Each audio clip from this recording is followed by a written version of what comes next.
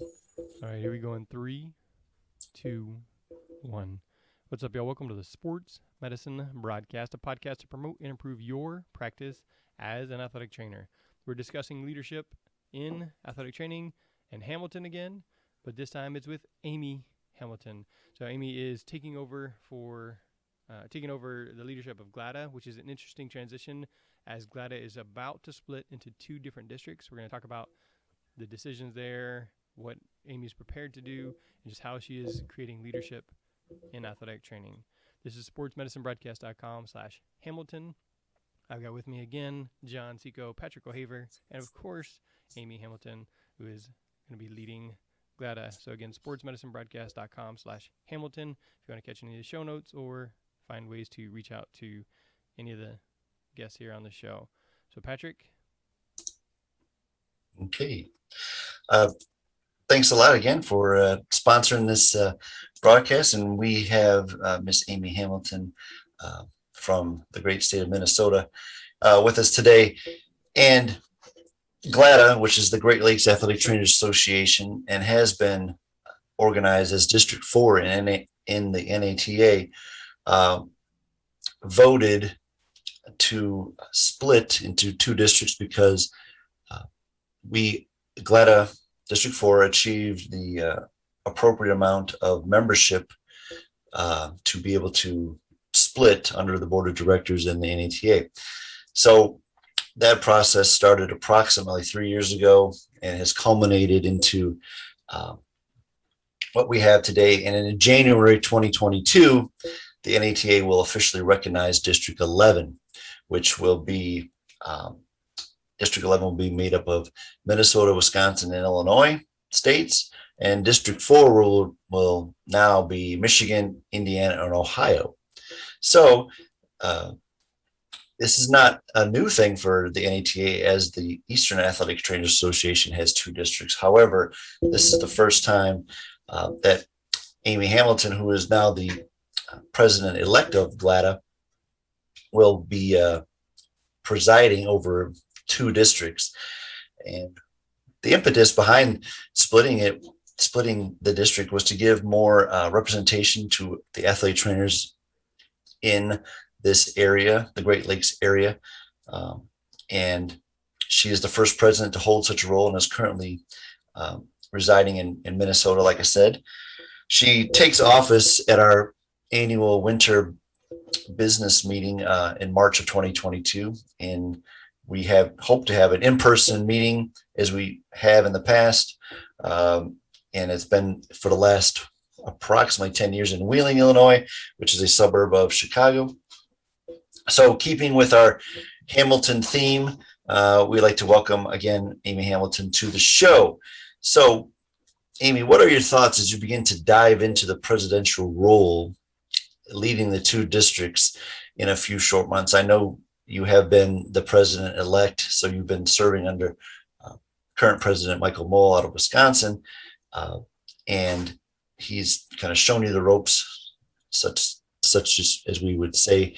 But as we saw in our last episode, we talked about what comes next, and this really is what comes next in kind of uncharted territory. So, Amy, kind of give us your thoughts on what you think the presidential role leading the two districts will be. Well, first of all, thanks for having me on this morning. I really appreciate it. And as far as what to expect, I guess expect anything. It is uncharted territory, like you talked about, but I'm really excited. The opportunity is unique. And so I'm excited to be able to be in the position, hopefully giving back to the profession and serving the members of both districts as GLATA. You know, with the district split, there's some different elements as far as the district business versus the GLATA business. And so certainly looking across both districts to serve all of GLATA as the incoming president. So I'm trying to be prepared for anything. I'm surrounded by a lot of really smart people. I've had some really wonderful mentors within GLATA. Michael has been an awesome mentor and role model coming into the role. His presidency certainly has not been normal, I guess you could say, as everything's been virtual. And so there's certainly been challenges that I've seen the current board work through and overcome. So I think we're as prepared as we can be going into the next unknown step for the districts. All right, so we recently talked with Dr. Matt Coots about leadership curriculum, and developing leadership and athletic training. So where did you start on your leadership journey? Great question. I got to think back. I guess my initial formal role, I was involved in some committees within the Minnesota Athletic Trainers Association early in my career. And my first office that I ran for was secretary. This was back in the early 2000s. I was secretary of the Minnesota Athletic Trainers Association. And then in 2012, I ran for president-elect of Minnesota Athletic Trainers Association. So I served as president-elect and then president for Minnesota. And since that transition, or as I transitioned out of the president office, I became the co-chair of the Governmental Affairs Committee in Minnesota. And that's a role that I have remained in today. There's a lot of work happening in Minnesota legislatively. And so I've been heavily involved in that work over the last several years. And so we're hoping to continue that. And then GLATA. And I started off from the presidency in Minnesota, getting involved in some committees at the GLATA level. So COPA and the GAC, representing Minnesota there. And then really got to know a lot of individuals within GLATA over the last, 8-9 years. And one thing led to the next, and here I am. I was convinced I should run for president, and I'm really glad that I did. I was serving as Minnesota's rep to the GLATA board, and then decided to run for president-elect. And just tell me a little bit more about you were convinced to, because I feel like sometimes that's the situations, like not like, hey, I want to, or I feel like I would be a good fit here, but someone's like, yeah, I think you should. So tell me a little bit more about that convincing. Yeah, I probably should be careful the way I say that, but I have two, I guess, frames of thought on this. I think that there's the people who have a very clear path that they set out. They maybe set a goal that, in 10 years, this is what I want to do. In 15 years, this is where I see myself. And I think that that's wonderful. And certainly I think goal setting can be extremely valuable in your personal and professional growth. I have not necessarily in my professional service ever had those goals. There's not a next step for me that's laid out at this point. Every position that I have served to date, whether that's been on a committee, having run for office, has truly been a moment in time that someone had a conversation with me and felt like that I had come to mind for them based on other experiences they'd had working with me, perhaps. And it's never been a not ever. So for instance, for the GLATA president role, several years ago, I thought, I can see myself doing that someday, but I didn't necessarily have a clear path to how I was going to get there, or that I absolutely wanted to do that. Yeah. So to me, experiences have come because people have shown faith in me, asked me to help. I guess that's been a little bit of my leadership style, is I am willing to help where there's a need and where I feel like my talents may fit at that moment. And so here I am. So for a while, I do have a question that I want to come back to. Is we have Greater Houston Athletic Trainer Society, and I don't know if other parts of the country have that, or if that's just a Texas thing, because we have like Alamo area athletic trainers, North Texas athletic trainers, and Golden Triangle. So that's the question I'm gonna come back to, is do y'all have those local, like city-based athletic trainer organizations? But when I jumped in to help with Greater Houston Athletic Trainers, our obviously Houston athletic trainer group, they said, hey, we need somebody that can run the website. And I was like, I bet I could do that. And I said that to just the athletic trainers at my table. And so then sure enough, well, hey, Jeremy, you said you could do that. Go do it. I was like, all right, well, it wasn't like, hey, I'm looking to help somewhere. I just need something else to do. I need something to help with. It's like, I think I could do that. And then sure enough, for the next 6 years or so, that's what I did. And then I think Josh and Woodall at SWAT, I was like, hey, I know you've been helping with jihad, so you think you could help with ours? And at that point, I wasn't at a place to where I could, time-wise and all that other stuff. And so it's one of those things, like you said, it's just meeting people. Hey, you did well at this. Could you help here? So that was my journey as well. I know John is super intentional with, as we talked about last week, he gets up at 4:30 every morning and has check boxes. So coming back to the question, do y'all have city organizations for athletic trainers? We don't in Minnesota, or at least not that I'm aware of. Some states even have their region reps. Minnesota does not currently have that. Some of it might be just the population of our membership, but we have not gone there yet.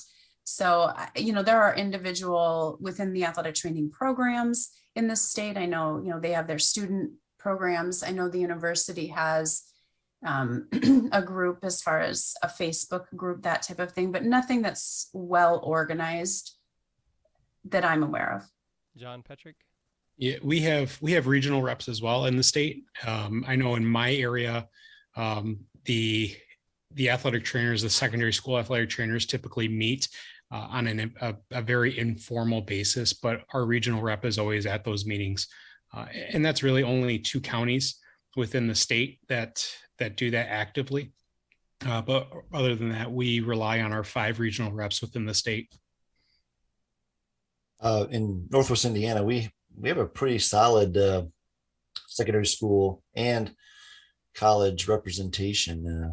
At its high point, we had about 35 athletic trainers that we would meet 3 times a year. And it's not officially recognized by the Indiana IATA, but and we do have regional reps in IATA.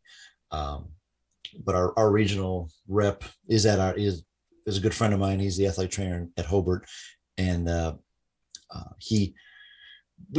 it's nice. We usually have a February meeting. It coincides with school, and we meet at Chesterton High School usually, and then just before summer cracks up in May, we meet at Hobart High School, and then we usually have a informal social get together the first week of football fall practice. Unfortunately, since the COVID and the program that I was involved in disbanded, we lost a good chunk of athletic trainers, but we still keep together.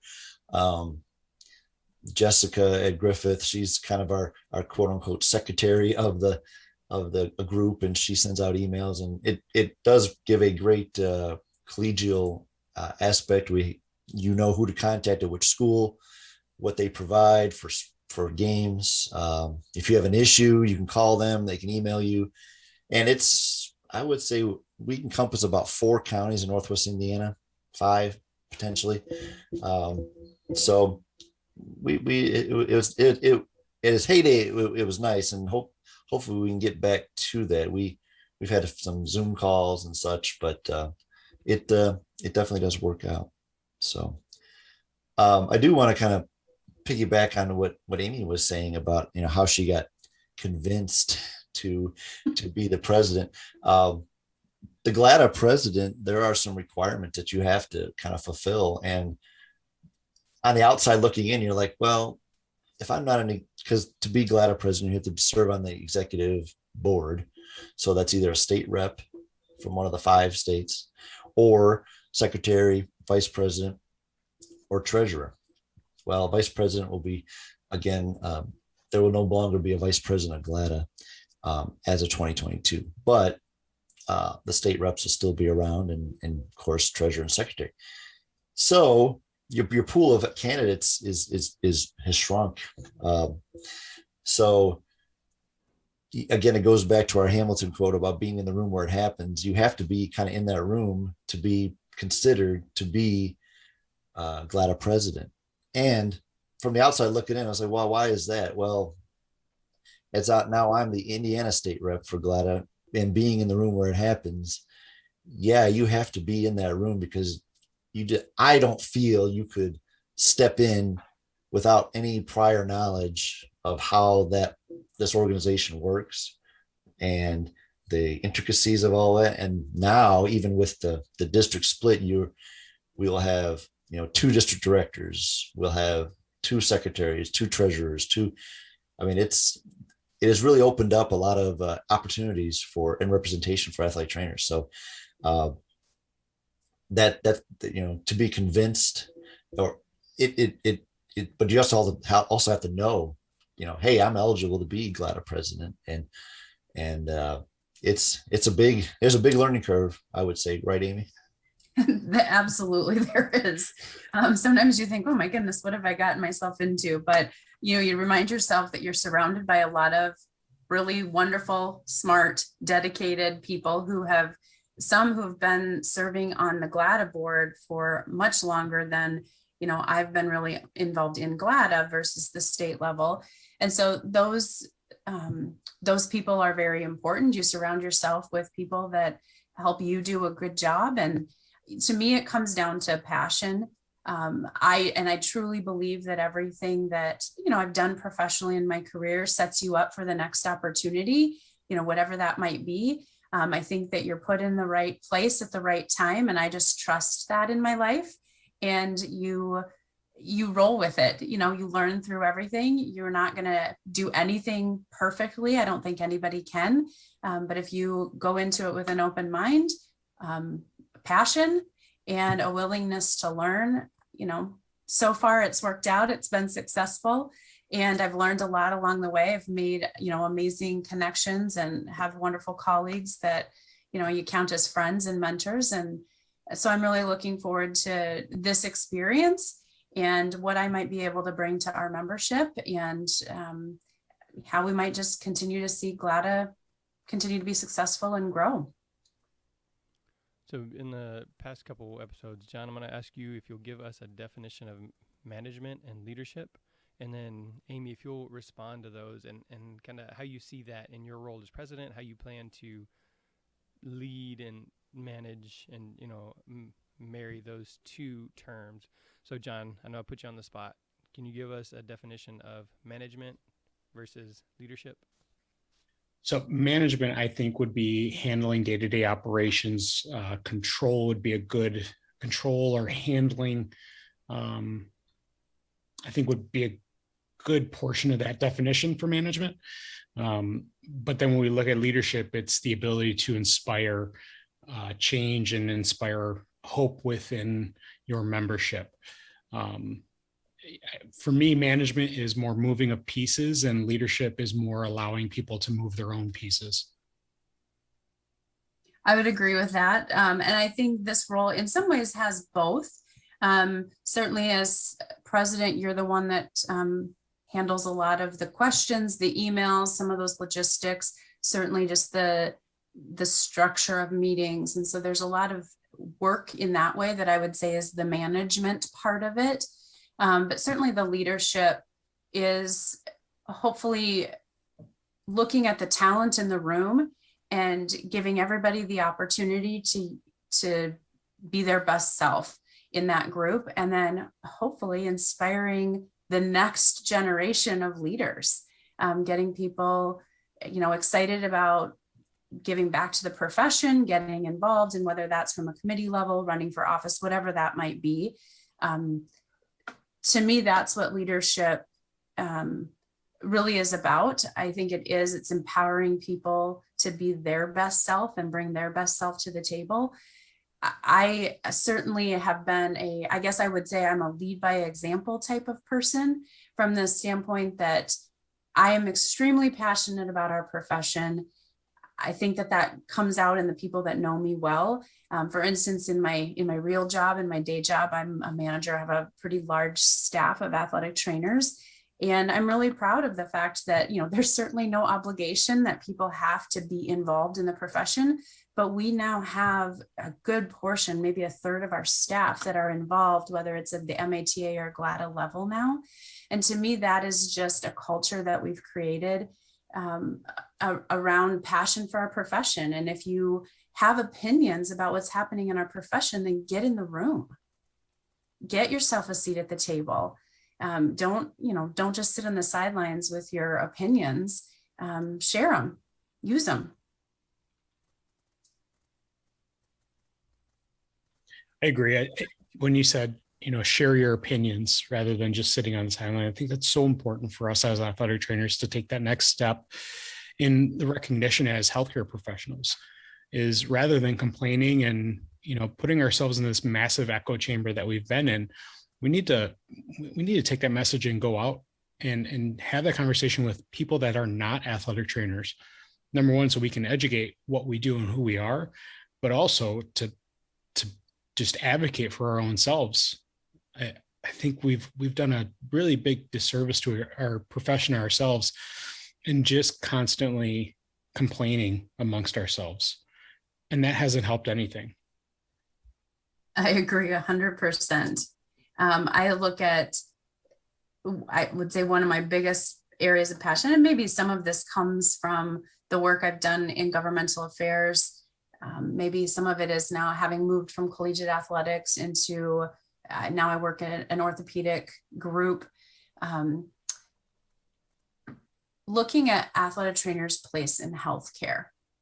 I'll say a lot, stop being trainers, be athletic trainers. We are healthcare providers, even down to the, I get hung up on words sometimes, but, I'll say things myself. I hate the word coverage, so anytime I cannot use coverage, and sometimes you just have to use that word, but anytime I cannot use the word coverage and instead use the word care, we are providing healthcare, not just coverage. And so it's little things like that to me that, set us up as professionals, as healthcare professionals, as a place, a piece, a profession within the greater healthcare system. I think that's what we really need to look to as a profession. And I agree wholeheartedly that don't just sit and complain about something, have a solution. And if you don't have a solution, try something, have an idea, try something. It might not work, but then try something else. So that's how I've approached it as I go. And that passion just, it grows. I think hopefully it's something that people have seen. I think they have, just with regard to why I've ended up in some of the positions I've ended up in. I think a lot of that is just people see sort of a genuine love for our profession and what we do, and wanting to continue to see that to grow and succeed. All right. As we have Kathy Derringer leading the NATA, I would like for you to just speak briefly about your experience as a woman stepping into leadership, and have there been obstacles or things that you've had to, barriers you had to break, things like that? Interesting question to ask me. I maybe am on the outside of this. I've shared this story a couple of times in some recent conversations that have come up. I think certainly it is, I want to be sensitive to everybody has their own experiences, and I don't want to minimize anybody's experience. My experience has been, that has not been a barrier for me, simply because I didn't allow it to be a barrier. For instance, so the story I was referencing, when I was, there was a Women in Athletic Training Committee. I was the Minnesota representative to that. So again, one of those early in my career, I was a young AT, and I was convinced to be in that role. So this was prior to running for secretary of MATA. And so I was Minnesota's rep. There was a breakfast at NATA that I attended as this Women in Athletic Training rep. And this is not in any way to take away from that group and what they did and what they stood for. I think it was a great group. But as I sat in that room, for me personally and my experiences, there was a lot of talk about this group and having women involved in this particular group. And I just kept thinking, it's not that I didn't want to be in that room with those women. There were amazing leaders and great women in that room who were very inspirational. But I just kept thinking, I don't necessarily want a seat at this table. I just want a seat at the table. I don't want to have a separate table or my own table. Based on my sex, I want a seat at that table. There's no reason that I can't. And so for me, my experience has simply been that has not been a barrier because I just didn't ever allow it to be. If I was interested in something, I got involved. If I was passionate about something, I got involved. And it just has not been a factor for me. And certainly, yes, do I, at times there have been people that I've heard say, look at the GLATA board and, it's all men, or there's only one woman up there. Well, of course you think, well, I'd like to have more representation from women up there. So if you think that, then get involved. I think any group that maybe feels like they're not represented, on that board or at that table, then run for an office, get involved. I really don't believe that those barriers existed for me. And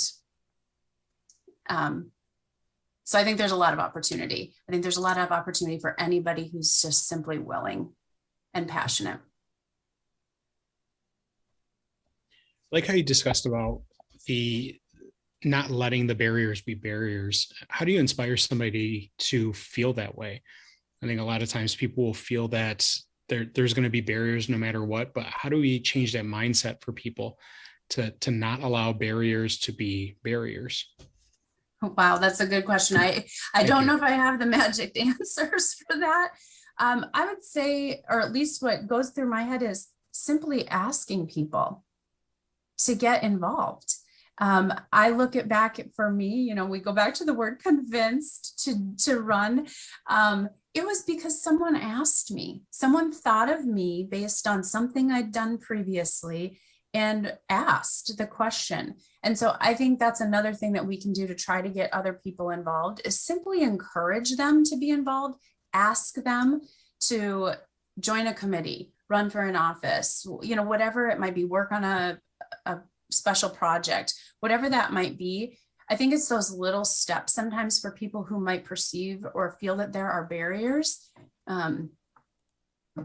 that maybe those barriers don't really exist as much as they think they do if they just simply were asked. Maybe they don't have as much fear to get involved. That kind of goes back to our diversity and inclusion committee and the NATA, the task force that they've utilized.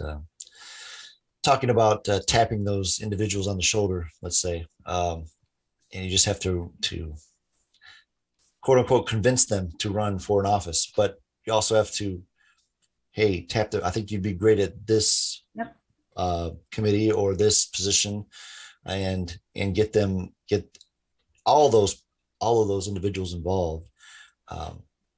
I will say, as a more seasoned athletic trainer, I've never the women in athletic training group probably forged the way for individuals like yourself.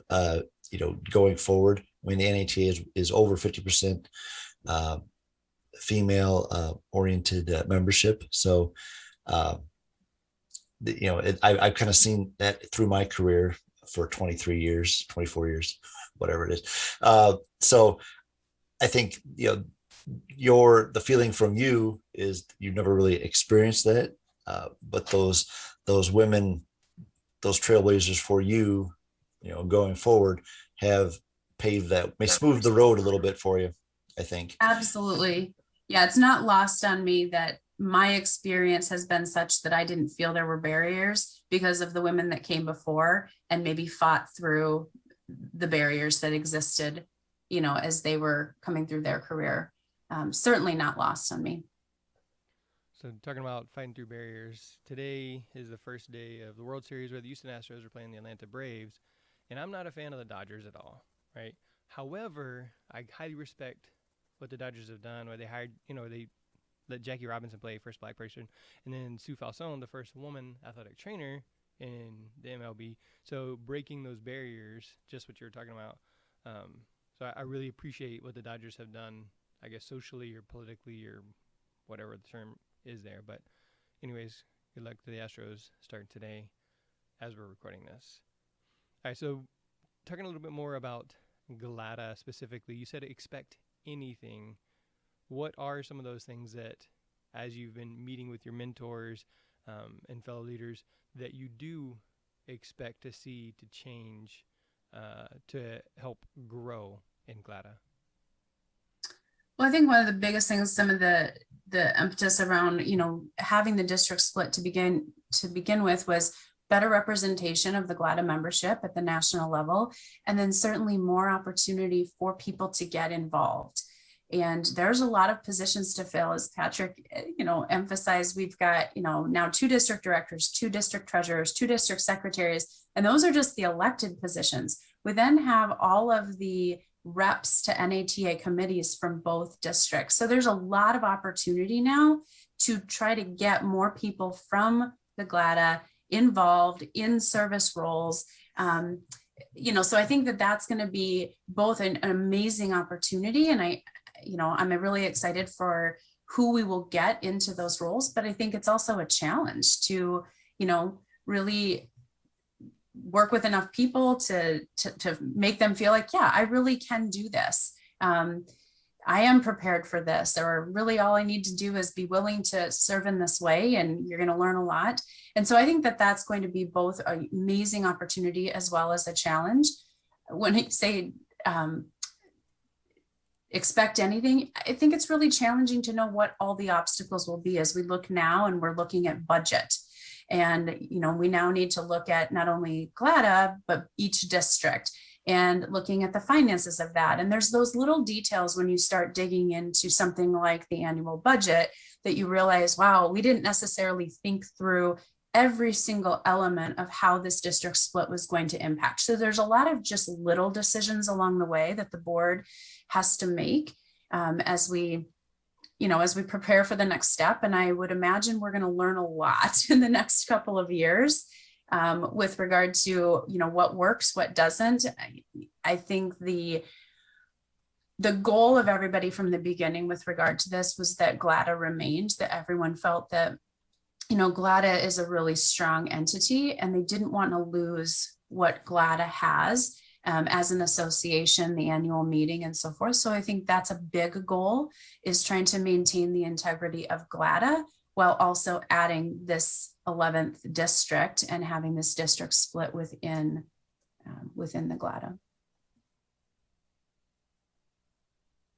And you can't prepare for everything. And like I said, this was a 3-year potentially ordeal and many, many meetings. And, we just had a meeting in October 3rd up in Wheeling, and it was great to see everybody. And we hammered through a lot of things: bylaw changes, policies and procedures. So it's, and we're lucky to have individuals on that board that have kind of been there, like Amy said, a longer time to kind of have that continuity. But this thing was not developed in a year's time, and kind of, I don't believe, haphazardly thought of. Those individuals tried to plan for everything. However, I don't think you can plan for everything, and you have to kind of wait for it, as Aaron Burr would say, and wait for it to see what will happen when those things happen, such as the budget. And 3 years ago, did we think COVID was going to hit and dramatically impact membership? No. So did we think we'd lose 2 annual meetings? No. Talk about Michael Mole and that, and it's when I came on the board too, is March of 2020, when we shut down the GLATA meeting because of COVID on Friday, right? Yeah, on Friday. And that'll always be a memory I'll have for that. So I just, you can't prepare for everything, but you can have guardrails in place that, hey, if this happens, we're going to do this. We're going to try to, bounce around. So, and GLATA is in a great financial position. That's why those people way back when developed all these accounts and, special projects. And we have all of these reserve things for the rainy days, which have, obviously COVID was one of those big hurricane rainy days. like they get in Pasadena, Texas. Yeah, GLATA has such a history of strong leadership and just great leaders in our profession that have been within the GLATA. And I think there's been a lot of intention that's gone into what those guardrails that are in place now. And so I think from that rich history, it really sets you up for success. And it doesn't mean that things won't change, that we aren't going to have to adjust as things happen, much like all of the adjustments that have happened in the last 2 years. But I think we're well equipped to do that just based on that history, rich leadership, great guardrails, and really talented and well-intentioned, passionate people.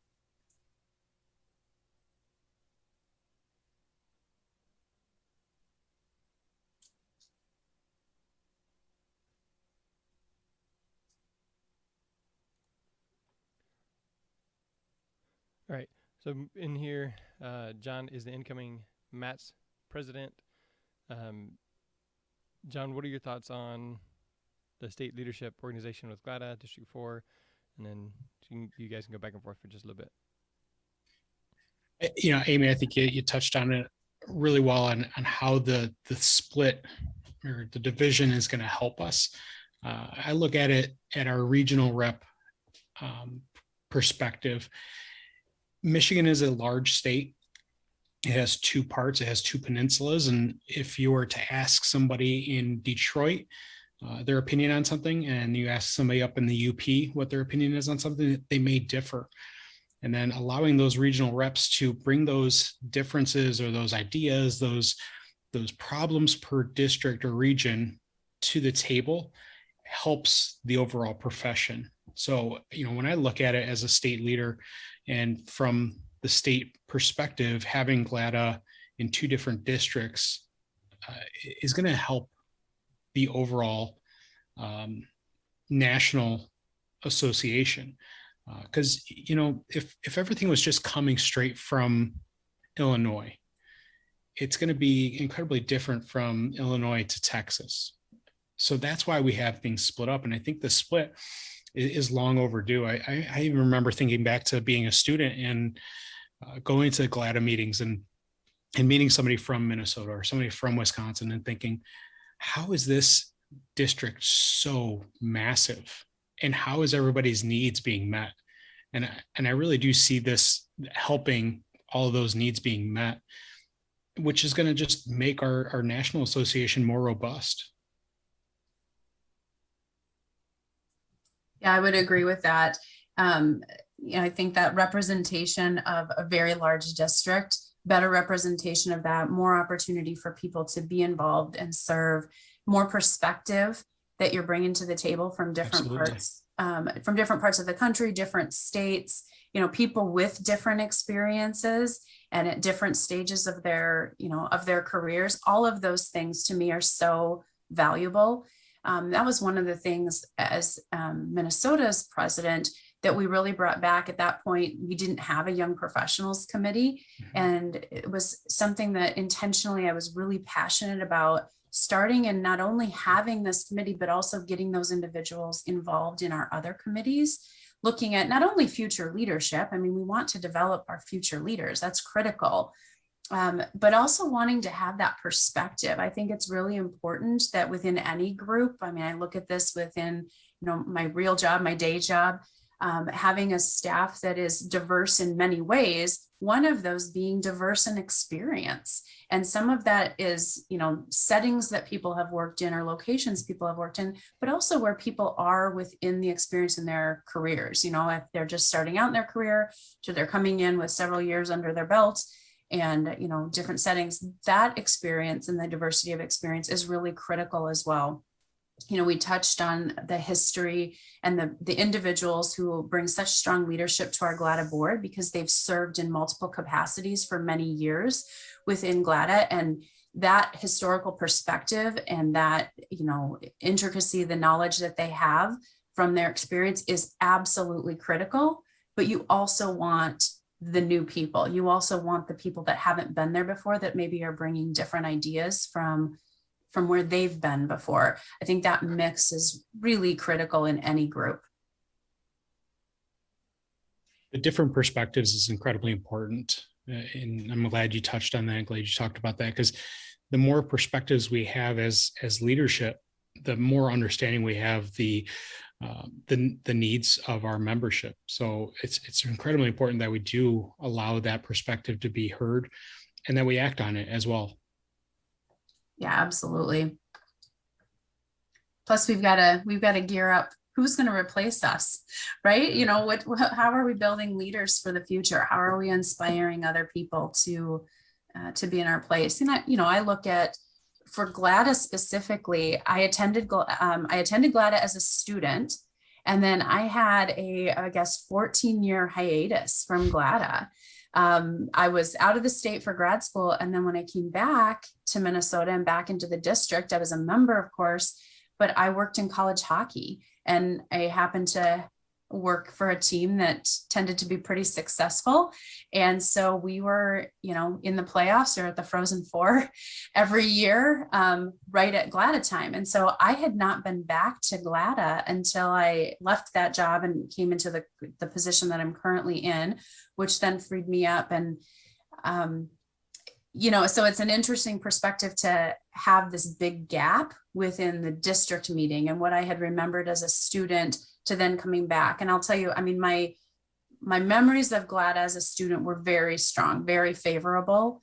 And then coming back, seeing that this rich tradition had really continued, that GLATA was stronger than ever. You looked at the leaders that we had. I mean, there are individuals that I remembered meeting as a student who really inspired me and were mentors to me as a student. And then you come back and they're still serving in different ways in the association. And that's inspiring to look at, people that are that passionate about our profession and what they do, that they are still involved.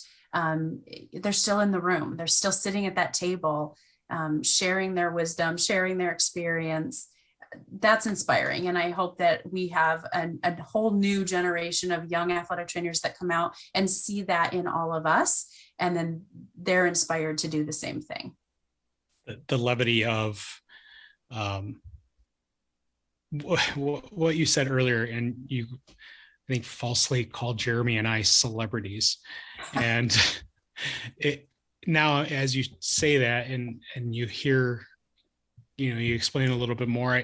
I remember too being at those GLATA meetings as a student. I remember being at the state meetings as a student and seeing those quote unquote celebrities and within our district, within our state. And now, to have them at the table for their experience, their wealth of knowledge, and to allow me to be a leader, but also that they're our friends as well. I remember if Kevin's listening to this, but I remember standing in an elevator with Kevin Parker and almost feeling nervous to talk to him. And I remember him and I both looking each other in the eye, not saying anything, getting off on different floors. And I'm thinking, that was Kevin Parker. I should have talked to Kevin Parker. And now here we are, like really good friends, text here and there. And, he was the person who inspired me to become president and president-elect of MATS. And it is funny. And now that you say that, it's who am I inspiring going forward? Now, I don't want that to, be a driving force of what I do, but it does put some weight on the decisions and the actions that we make as leaders of our states and leaders of our district. Absolutely. Sometimes there can be some pressure that comes with that, but I think people see passion. I think they see sincerity.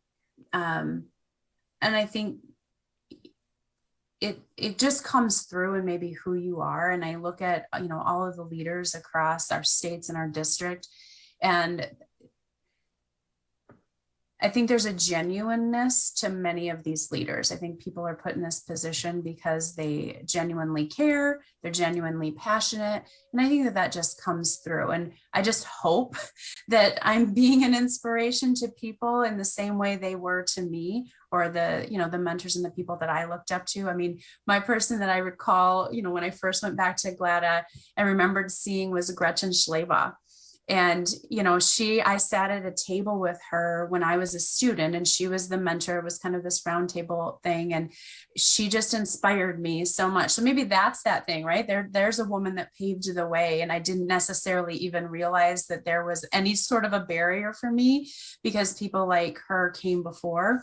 But anyway, it really inspired me as a student. And so it was really fun to go back when I was able to get back to GLATA and attend. And I remember walking up to her and just sharing that story with her. Just felt, sort of drawn to let her know that, and that, you made an impact on me. You made a difference in my life and in my career path and in my service and leadership. And so I just really appreciated that. That's so interesting you say that, Amy, because Dr. Schlabach was my program director at Northern Illinois.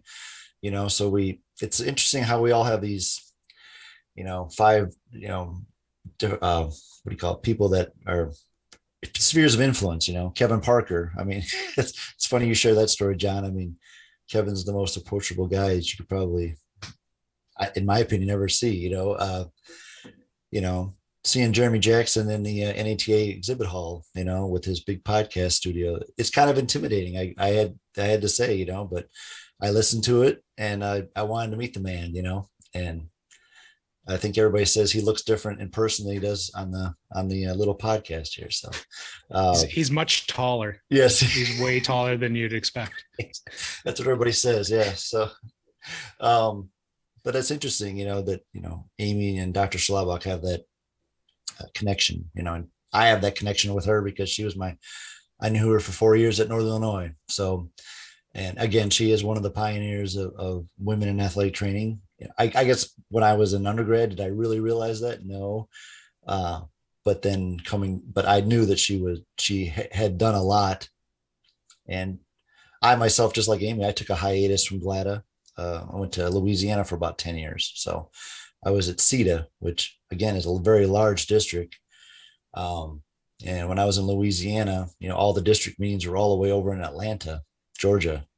That's, I agree, how does somebody from Louisiana kind of think that, something's really going, I can affect change at the district level. But it's, that they just they don't have as much representation as GLATA did to be able to make a different split. But I mean, I also echo what John was saying. There was, when I was at grad school in Louisiana, it was just like, wow, how do I, in Louisiana, way over in Georgia, or even North Carolina, because North Carolina is part of CETA as well. I mean, it's a pretty, and unfortunately, I traveled that route in a bus quite a bit for 2 years with baseball. So that was just it's a lot of space, even when I was undergrad at GLATA, I was lucky enough to go as a student. And back then it moved around. So went to Detroit a few times, Dayton, Ohio. So only made it to Minneapolis one time though. But so I've mentioned several times, I've got 5 kids at home, 3 biological, 2 foster daughters, and the one of the foster daughters we've only had for a couple weeks, and I'm tired. Like this morning, I was almost napping while I was waiting for you guys to log in the Zoom, and just thinking about that. It's the end of football season. We got 2 games left, and I'm just tired. And so, Amy, you were talking about just speak up, just say, hey, I can help. But what about your regular job? You're taking over as president. You said you're also on the political activity committee, something like that. So how are you managing all of that, like managing a home life, a professional life, and then these other committees? How are you managing that? Some days I'm not sure that I am, but I hear you. Some days it's hard. I mean, it's challenging to figure out, where the priority takes place. And, certainly within our professional service, these are volunteer positions. And so there are times that some of this work has to, out of necessity, take a back seat to the paying job or family demands. I mean, this is real life. And so there's fluctuations. I certainly get energy from even things like this, just having this conversation, it gets you kind of fired up, and you realize, again, or you're reminded why you love so many things about the profession and the people that you get to serve alongside and work with, and the people that you meet, other people who share that passion. Patrick mentioned we had our first in-person board meeting in October. And I mean, it was great to be back in the room with that board. And we've had great meetings virtually throughout this whole, time of the pandemic so far, but there's nothing like being able to interact and sort of the meeting outside of the meeting, the conversations in the hallway, the conversations over lunch. There's just an energy that comes from it. So, every time I think, oh man, I'm tired, I don't know how I can do all this. I need to prioritize this and I don't have time.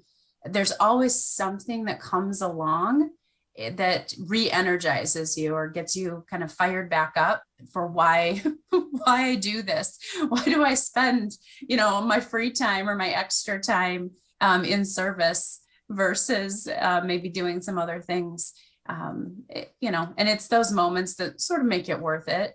And you just prioritize when you can. And I certainly am not an expert at it.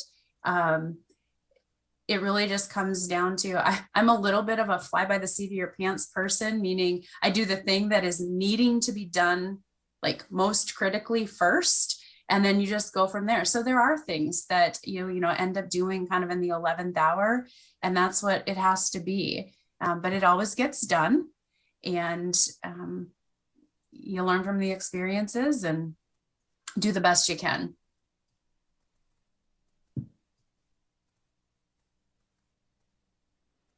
I don't have a magic formula, that's for sure. If anyone has one, I am all ears. Please share.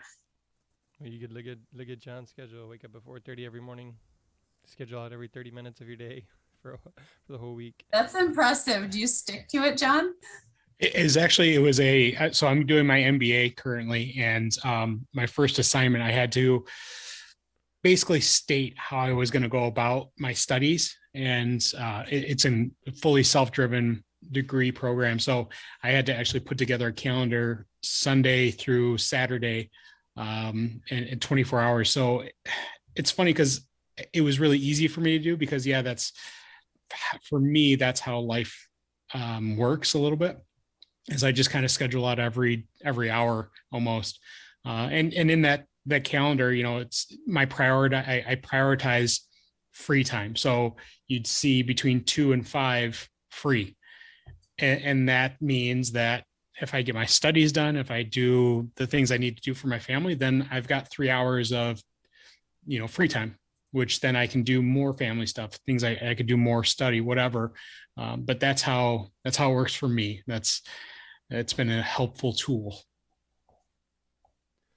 I'll agree with that even though I don't schedule it every 30 minutes, but I've listened to several podcasts about time management, and you have to schedule that free time, like that free time when, you are going to not do work and not, answer email or whatever. Scheduling in free time is important. And actually, some people actually schedule in sleep, which be a good idea. I'm going to go to bed around this time and wake up. I'm not waking up at 4:30, sorry, but wake up at, at a decent time. So, time management coaches that I listen to, they really, really hammer that. So, and it's good because it keeps you on task, and it keeps you, you got to set boundaries, as we've talked about many times in athletic training. I try not to send email or look at my work email after 6 o'clock. And I really, really try not to, contact my supervisor unless it's a super emergency after, 6 o'clock, 7 o'clock, or on the weekends. So, and those are things I instituted when I was a supervisor, or my athletic director. He's been really great about setting boundaries too, with even the coaching staff and myself. So, and if it's something I think I just want to talk to him about, I'll send him an email. He can open it when he decides to. If he wants to open it at 9 o'clock at night, great. If he wants to open it at 7 o'clock in the morning, great. But it's just something that, hey, I want to talk to you about this. But if I send a text to him, yeah, he's probably going to see it and it's going to ding and you're going to have to react to it. So I try to keep, he and I both have that great understanding. So yep, schedule your day. All right, let's get one final question for Amy as we kind of round it out. So Patrick, if you have one, John, if you have one, get that ready. So I know on the sheet here, Patrick wanted me to mention just being from a large state. I talked about how here in Houston, we have the Greater Houston Athletic Trainer Society, which is really a social organization. So it's not like a representation thing so much in that like these are the voting members or whatever, anything like that. But it's a social organization. However, it allows us to meet together to create those positions of leadership where like there's a president and a president-elect and secretary, treasurer, and all that other stuff. So you're getting that experience. And like I said, for me, Josh Woodall had asked, hey, I know you're doing this at this level. Would you be willing to step up? And so it is the same thing. It's like, hey, I'm doing it. Somebody's asking me to continue doing it, and that type of thing. And so it's really good for us here. And Texas is huge. So like I said, I know of there's the Houston one, there's a Rio Grande Valley, there's Alamo, there's East Texas and North Texas, and there's all sorts of different social organizations which we usually have a student athletic trainer aid workshop event, and then the event or the opportunity to lead and encourage that growth in that voice. And then usually at our meetings we'll have the SWATA president, or I know Kathy has been there before, but I think that was when she was SWATA president. So those type of things, just the opportunity to interact with those people that are the leaders, the people who quote unquote celebrities in athletic training. All right, Patrick. So John just dropped a message in the chat, which is live streaming. Yes. So there we go. Super duper. So it pops up right there. So John will be right back. All right, Okay. Patrick, why don't you sure. Ask your question of Amy before we head out. Sure. Well, as we always close with the podcast for leadership, John will talk about gratitude, and I want to say again, gratitude for this podcast and the opportunity to be, involved with you guys again. It's, 3 years ago, you guys started it, and I was fortunate enough to meet you in New Orleans and continue on. So I appreciate the work that you guys are doing, Jeremy, on the podcast, and John, of course. And I definitely am grateful for Amy's leadership in the boardroom already, and look forward to coming on in 2022 to see where GLATA goes with the district split. So Amy, try to think of a good question. I think this question is interesting. What would you like to be acknowledged for?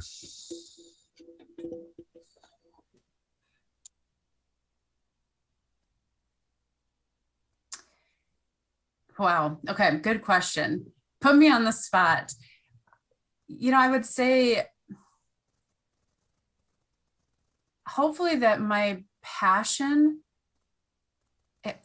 has inspired someone else. Maybe it's to be that Gretchen for somebody else.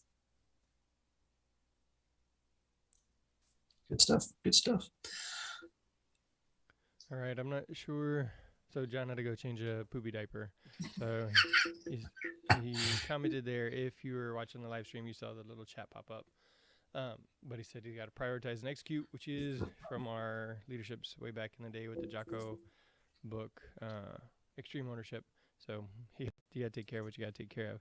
So Amy, what is your gratitude? That would be my final question. Somebody you would like to thank. I know you just said you would like to be recognized as Gretchen, and she's been on here before, very intelligent lady. So who are some people or something that you would like to say thank you to? Oh, wow. There's that list is very long. I can think of so many people professionally, just through different, stages of my career from a student to now. Maybe first and foremost, or the person that I'll mention right now is more immediate, and that would be Michael Moll. His leadership over the last 2 years, as he's trying to help prepare me for this next step. And certainly he's had a a challenging or unique, if you will, presidency where it's been sort of a virtual piece. And so, you know, he's been a strong mentor, a strong leader for GLATA, and has really been a help to me. And so I'll thank Michael Moll for his leadership and his mentorship. All right, I know on social media, if you type in GLATA on Twitter, Instagram, Facebook, you can find GLATA, GLATA students, GLATA updates, that type of thing. Amy, if somebody wants to get a hold of you, what is the very best way? Well, I'll probably email. So Amy Hamilton, ATC @gmail.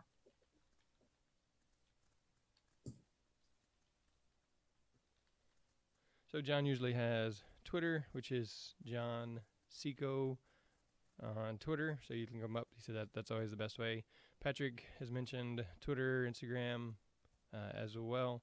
And I can never get the numbers right. PATC 1996. 1996. Yep. At msn.com. Email probably the best way to communicate with me. And John's made it back. John's made it back. All right. This is sportsmedicinebroadcast.com/Hamilton for Amy Hamilton and following along with our theme. John Seco, do you have any parting questions or statements for Amy? No, I think we covered a lot. I think it's incredibly helpful for all of our membership, or not our membership, our listeners to hear the importance of our district membership and district leadership. I think a lot of times we either get sucked into the national, the NATA board, or we get sucked into just our local leadership. So understanding at a district level too, and knowing who your district level leader is incredibly important too, because if there's something that can affect the nation or affect your state, then it's going to happen at the district level. So Amy, thank you for being here and joining in on that conversation. Yeah, thank you for having me. This has been fun, really great to meet all of you. John, looking forward to working with you more as you are in your role in Michigan. Thank you. Yeah, me too. All right, some of our partners, Frio Hydration. I love our products from Frio Hydration. And then physicaltherapy.com/one free course. Get you at least one CEU credit for a reporting period coming up. And then it's only $99 a year to get unlimited CEUs after that. So if you want to do the online version, it's a great way. There's also tons of other ways to do it. I know my podcast has it. The AT Corner podcast, the AT Vantage podcast has free CEUs. So there's lots of opportunities for you out there. But if you need more than what they're offering, or if you've already done those in the past, physicaltherapy.com/one free course. It's a great way to check that out. sportsmedicinebroadcast.com/Hamilton. So for Jeremy, Amy Hamilton, Patrick O'Haver, John Seco, CC, who joined us there at the last minute in the Sports Medicine broadcast, that is a wrap.